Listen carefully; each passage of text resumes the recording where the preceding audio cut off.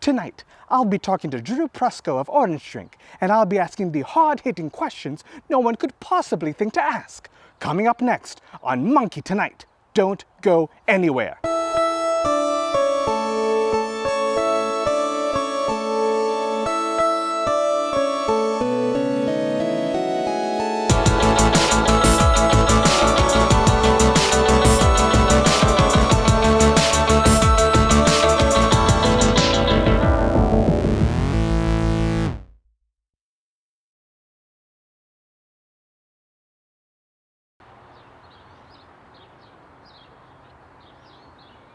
Hello, welcome to Monkey Tonight. Thanks, it's great to be here. I've been wanting to have you on the show for a long time. I know, our schedules have been crazy. Schedules, am I right? Monkey. So tell me, how did Orange Drink get started? So my parents were born in Sri Lanka, and then they moved to the United States, and I was born in Virginia. And around age 10, 12 or so, I started playing different instruments. Really? And I got hold of a 4-track recorder and realized that I could play drums, then guitar, then bass, and then sing. And I could create my own band just using the 4-track. So I started writing my own songs and playing all the parts, and that's how Orange Drink got started. Wow, that sounds amazing. Yeah, I was in a couple of bands with some friends around that time, but Orange Drink was my place where I could do anything I wanted and I could go crazy. So that was really important for me to have that. So how did you get started with two-player productions? Yeah, so I'm actually childhood friends with Asif. He and I both grew up in Virginia Beach together. Then he went to film school, and I collaborated with him on his senior film project. And then that's where I met Paul Owens, who was also one of his classmates. Then they started two-player productions with Paul Levering, and then they started doing chip music documentaries, and then they called me up to be an assistant camera person, and I got to help out filming some of the early Blip festivals. Really? Yeah, it was a lot of fun. Then when they started working with Double Fine, I helped out with one of the Amnesia Fortnite documentaries. So I've been kind of an adjacent member of two-player productions for a little while. Helping out here and there. So what was it like scoring the documentary? This was like a perfect opportunity for me because it combines video games, filmmaking, and music. I mean, 3 of my greatest passions. And then, lo and behold, one of my best friends is actually in the documentary, so that was really crazy. It was really interesting doing scoring because as a musician that does more kind of band or like album-based music, this type of music is not one where you want to have a lot going on.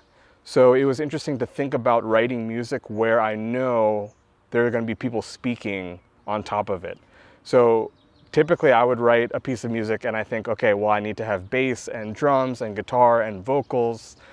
So this forced me to kind of really rethink that mindset and think of something that was a little bit more stripped down or more reserved or more singular in focus. So they're having a really tense meeting at the studio and I need to really hone in some musical cues that emphasize that tension. Each level is its own different thing.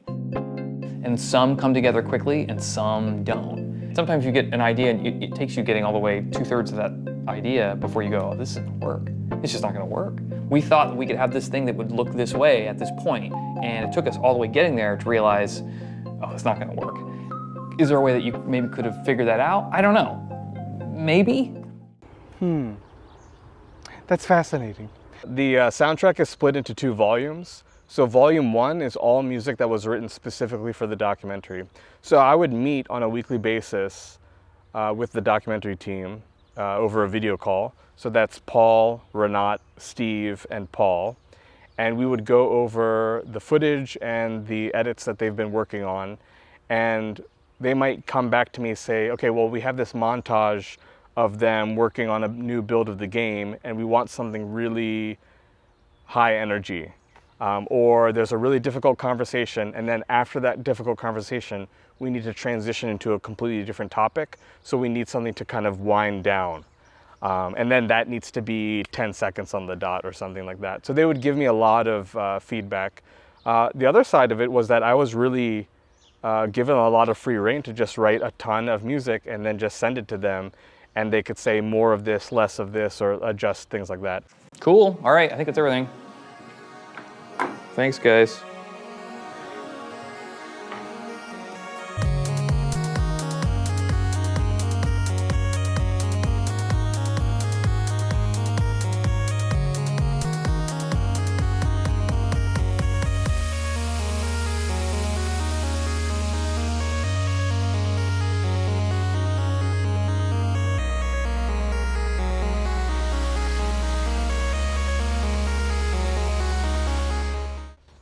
A common comment that I would get from the team is that the drums were always too loud. I don't know, I do some aggressive mixing sometimes, and I don't think that's really appropriate for a documentary.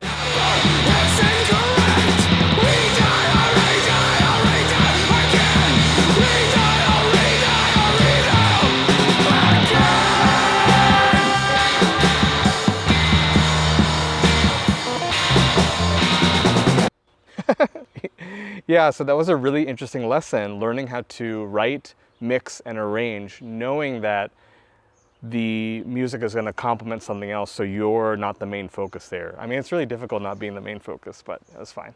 I'm a team player. I'm a team player. Yes, yes.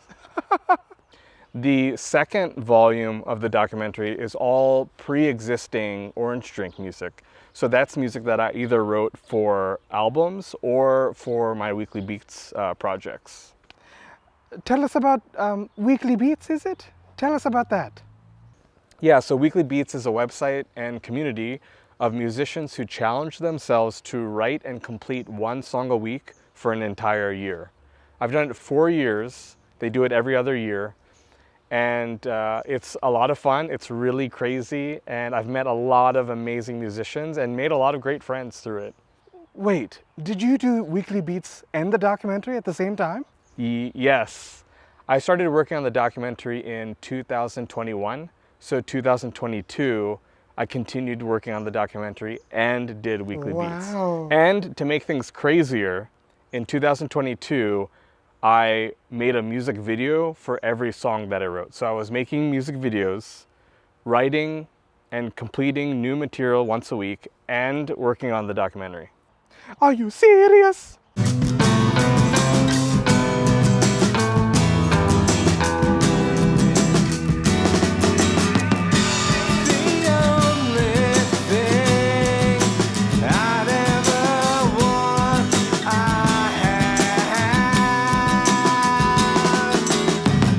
What is your secret for doing all this work?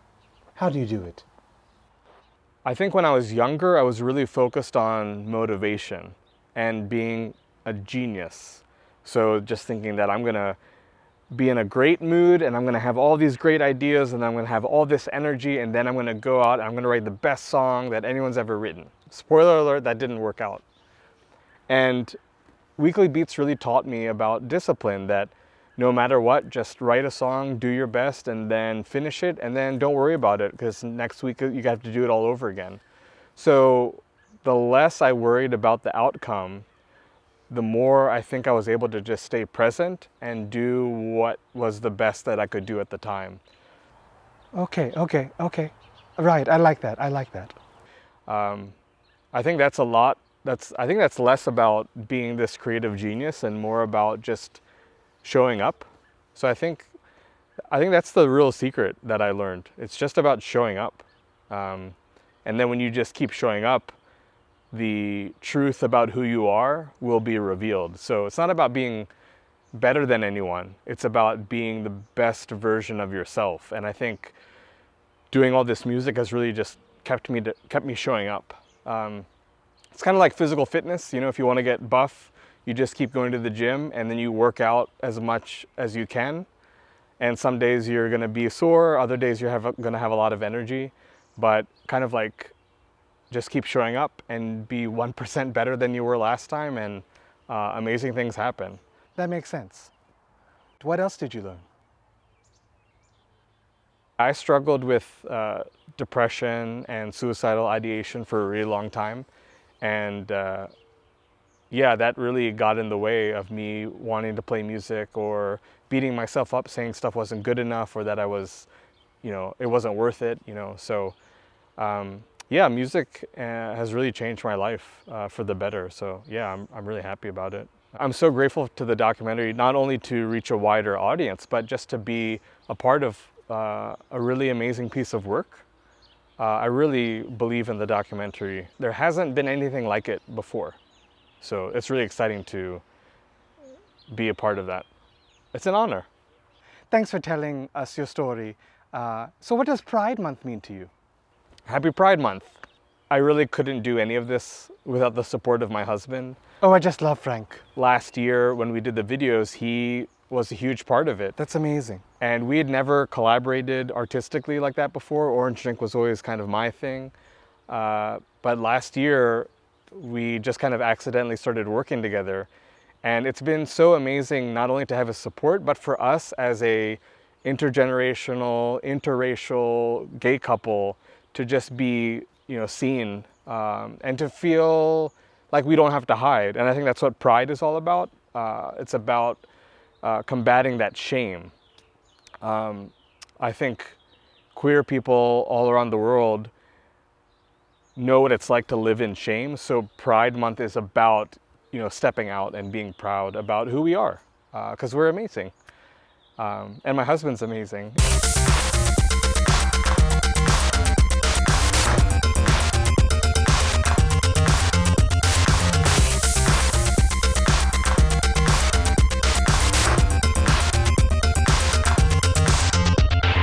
It's just been great to have his support, and he's kind of a celebrity. I think he gets more fan mail than I do, so it's fine.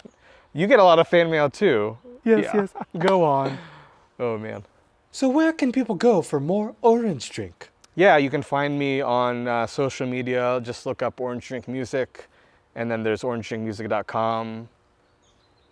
Yeah, it'd be great to connect with people, and yeah, you can go on Bandcamp and check out Double Fine PsychOdyssey soundtrack Volume 1 and Volume 2.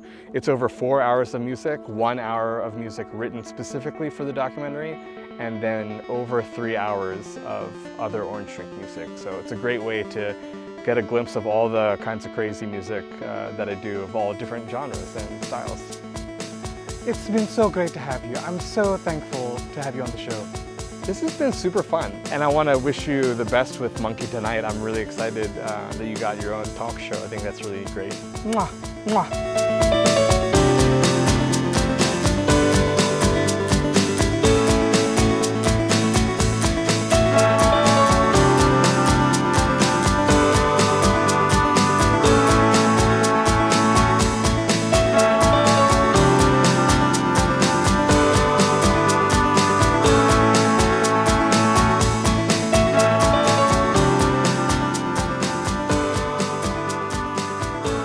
That does not look like me.